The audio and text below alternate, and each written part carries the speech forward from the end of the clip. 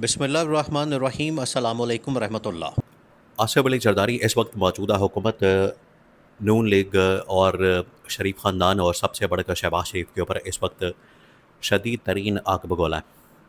उसको बहुत गुस्सा है क्योंकि मुसलसल नून लीग की जानिब से, शहबाज शरीफ की जानिब से, शरीफ ख़ानदान की जानिब से धोखेबाजी से, गलत बयानी से और जो यहाँ पर इनके साथ वायदे किए गए उसकी खिलाफ वर्जी से काम लिया जा रहा है। आप ज़रा इमेजिन करें कि आसिफ अली जरदारी के साथ किस किस्म का धोखा किया गया। यही नून लीग जिसको आसिफ अली जरदारी ने सपोर्ट किया, यही शहबाज शरीफ जिसको आसिफ अली जरदारी ने वज़ीर आज़म बनाया, यही वो पूरा सिस्टम जिसकी सपोर्ट करके आसिफ अली जरदारी ने इसको इस्टेब्लिश किया और वो आसिफ अली जरदारी के साथ मुआहदे पूरे नहीं कर रहा। अब कौन कौन से मुआहदे किया गया, यह है सबसे बड़ा सवाल जिसकी वजह से शहबाज शरीफ के ऊपर बड़ा गुस्सा है। और अब एक्सट्रीम लेवल की जो स्टेप है, एक्सट्रीम लेवल का, उसको उठाने के लिए भी आसिफ अली जरदारी तैयार है। मुआहदे आप ज़रा सुनाएं, मुआहदे कौन कौन से किए गए। सबसे पहले इनके दरमियान जब ये हुकूमत साजी का मरहला शुरू हुआ तो ये तय किया गया कि 2.5 साल का टेन्योर नून लीग का होगा और 2.5 साल का पीपल्स पार्टी का होगा। लेकिन 2.5 साल मुकम्मल होने के बाद Noon League half tenure Peoples Party को देने के मामले से मुकर गई। उसके बाद जो पावर शेयरिंग फार्मूला है वफाक के अंदर, पंजाब के अंदर, उसको भी सही तरह से पूरा नहीं किया गया, उसके ऊपर भी अमल दरामद नहीं किया गया। ना सिर्फ वजारतें बल्कि ओहदे, बल्कि जो फाइनेंशियल मामलात हैं उनको भी सही तरह से पूरा नहीं किया गया। तो अब मामला आ गया है गिलगित बल्तिस्तान से होता हुआ कश्मीर तक, पहले पंजाब फिर उसके बाद वफाक और गिलगित से होता हुआ कश्मीर तक आ गया है। और कश्मीर के अंदर भी अब कोई भी बात नहीं सुनी गई और पीपल्स पार्टी को उसमें से माइनस करने की कोशिश की जा रही है।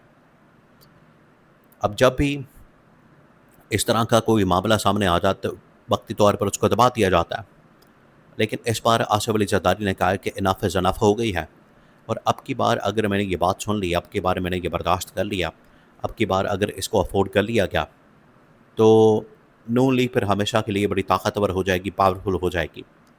तो आसिफ अली जरदारी ने ऐवान सदर से ही गवर्नमेंट को ख़त्म करने का फ़ैसला कर लिया। अब ये कैसे होगा?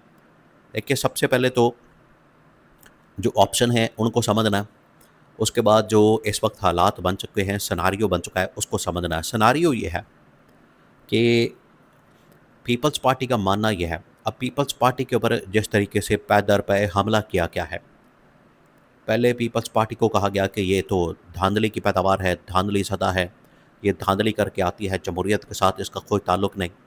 और नस्ल दर नस्ल जुल्फ़िकार अली भुट्टो से लेके आज तक इन्होंने हमेशा धांधली की। ये नून लीग वाले, आप ज़रा सोचें, इल्ज़ाम कौन लगा रहा है, ये बात कौन कर रहा है, किसकी जानिब से ये बात की जा रही है?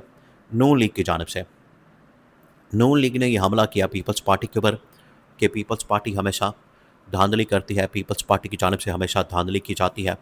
और जुल्फ़िकार अली भुट्टो से लेके यानी पिछले 60 साल से जो पीपल्स पार्टी ने सियासत की वो धांधली के ऊपर सियासत की, ये उन्होंने बेनकाब किया। दूसरा, नून लीग ने अपने लोगों को मैदान में उतार के बताया कि पीपल्स पार्टी हमेशा लूटमार करती है, करप्शन करती है, मनी लॉन्ड्रिंग करती है, यहाँ का पैसा बाहर मुंतकिल करती है, कभी दुबई के अंदर, कभी किसी मुल्क के अंदर, वहाँ पर जायदादें बनाती है, प्रॉपर्टियाँ बनाती है।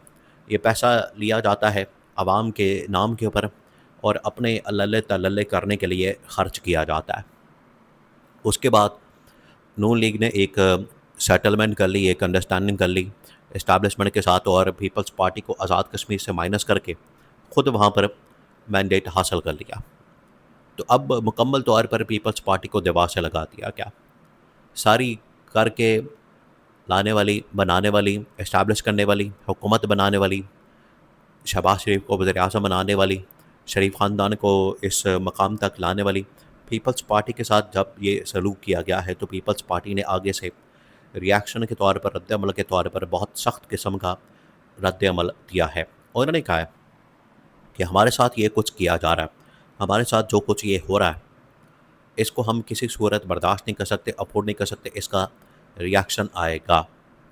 अब आसिफ अली ज़रदारी के साथ जो इतना बड़ा धोखा किया गया है, उसके बाद आसिफ अली ज़रदारी ने शहबाज शरीफ को कुर्सी से हटाने, हुकूमत से गिराने और वफाकी गवर्नमेंट से अलग करने का ऐलान कर दिया। अब ऑप्शन क्या? देखें, आज़ाद कश्मीर आप समझें कि ये इत्तेहाद के अंदर जो इस वक्त मौजूदा गवर्नमेंट का इत्तेहाद है, नून लीग और पीपल्स पार्टी का, ये उस इत्तेहाद के अंदर आप समझें कि final nail in the coffin है। ये बिल्कुल आखिरी कील ठोक दिया गया। इसके बाद अब वापसी का कोई चांस नहीं, वापसी का कोई रास्ता नहीं। यहाँ से वापसी अब नामुमकिन है। ये बिल्कुल फ़ाइनल नेल, फ़ाइनल यहाँ पर कील ठोक दिया गया है इस कॉफिन के अंदर। जो ये मुर्दा लाश थी या ताबूत था गवर्नमेंट का, इत्तेहादी गवर्नमेंट का, ऐसे भी पीपल्स पार्टी वाले ये बात कर रहे हैं कि ये हमारी जो इत्तेहाद कायम किया गया है, ये एक ज़बरदस्ती की शादी करवा दी गई। हमारा यहाँ पर ज़बरदस्ती का इत्तेहाद बनवा दिया गया, हमें ज़बरदस्ती इत्तेहाद के अंदर शामिल कर दिया गया। ना हमारी कोई आपस में बनती है, ना सियासी तौर पर, ना नज़रियाती तौर पर, ना तारीख़ी तौर पर, ना हमारा कोई मामला एक दूसरे के साथ किसी तरह से अटैच होता है। हमारे सूबे अलग हैं, हमारी सोच अलग है, हमारी नज़रियात अलग हैं। तो तमाम चीज़ें अलग होने के बावजूद अगर हमें ज़बरदस्ती जोड़ दिया गया है तो उसका रिज़ल्ट अच्छा नहीं निकलेगा। या पीपल्स पार्टी वाले बज़ाते ख़ुद ये बात कर रहे हैं, उनकी जानिब से बज़ाते ख़ुद ये बात की जा रही है। वो ख़ुद इस बात को कर रहे हैं, एक्सप्लेन कर रहे हैं और इसकी वजाहत कर रहे हैं। इसका मतलब ये है कि पीपल्स पार्टी वाले फेडअप हो गए हैं और पीपल्स पार्टी को बाकायदा तौर पर मैदान में उतारा गया। जिस तरीके से शरीफ ख़ानदान ने राना सनाउल्लाह को मैदान में उतारा, राना सनाउल्लाह ने पीपल्स पार्टी के ऊपर हमला कर दिया और पीपल्स पार्टी की करप्शन की, लूट मार की दास्तानें पब्लिक में रख दी। बिल्कुल उसी तरीके से अब पीपल्स पार्टी ने नून लीग के मतलब कहना शुरू कर दिया कि हमारी इनके साथ ज़बरदस्ती शादी करवा दी गई। हमारा ना कोई इनके साथ इत्तेहाद का इरादा था, ना हमारा कोई इनके साथ कोई पहले से दिलचस्पी थी, हमारी ये करवा दी गई। अब ऑप्शन ये है ज़रदारी के पास, इन्होंने अब इमरान खान को भी ऑफ़र कर दी है इत्तेहाद की। या तो अब ये गवर्नमेंट से अलग हो जाएं, इत्तेहाद से अलहदगी का ऐलान करते हैं, ये पहली ऑप्शन है। दूसरी ऑप्शन ये है कि पार्लियामेंट के अंदर अदम एतमाद ला के इस गवर्नमेंट को ही घर भेज दें, शहबाज शरीफ को घर भेज दें। तीसरी ऑप्शन ये है कि ऐवान सदर से बैठकर आसिफ अली ज़रदारी इस गवर्नमेंट को, शहबाज शरीफ को बरतरफ करते हैं। तो ये तीन ऑप्शन मौजूद हैं इस वक्त ज़रदारी के पास। तीनों ऑप्शन टेबल पर हैं और चंद दिनों में इनमें से एक ऑप्शन इस्तेमाल करके गवर्नमेंट को घर भेज दिया जाएगा।